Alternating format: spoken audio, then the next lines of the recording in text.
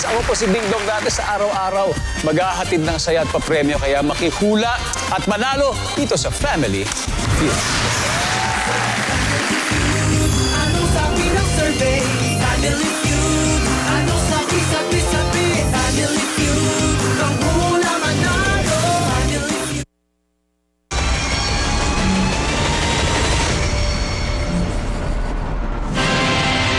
Pagpapauwi kay Saldico, tiniyak ng Pangulo. High-level coordination team ipapadala daw sa Czech Republic. We will bring Saldico home, and we will do so in accordance with the law. He will answer to the Filipino people. Pondong posibleng ipabalik ng Commission on Audit kay Vice President Sara Duterte at iba pang opisyal ng kanyang opisina. Posibleng umabot sa 448 million pesos. Matapos masawi ang isang motorcycle taxi rider sa gitna ng pagkuha ng ayuda, mga problema at issue sa payout, pinag-aaralan daw ng DSWD para hindi na maulit. Dalawang lalaki natagpo ang patay sa condominium sa Maynila.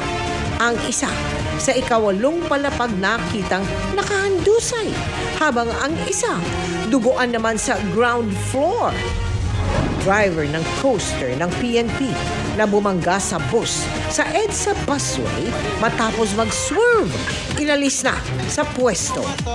Humihingi po ako, sir, ng taus-pusong pasensya po sa nagawa kong kamalian.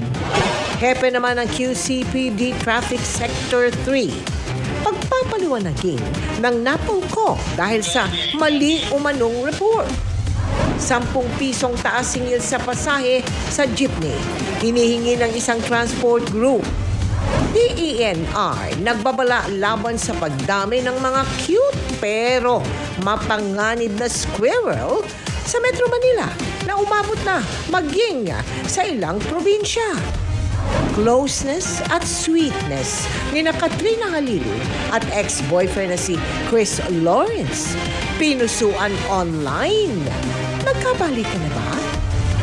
At Sparkle Stars stand out sa pagrampa sa runway ng isang fashion event.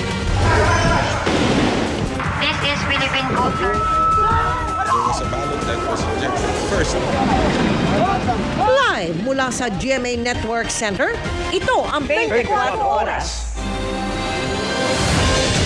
Magandang gabi po, Luzon, Visayas at Mindanao.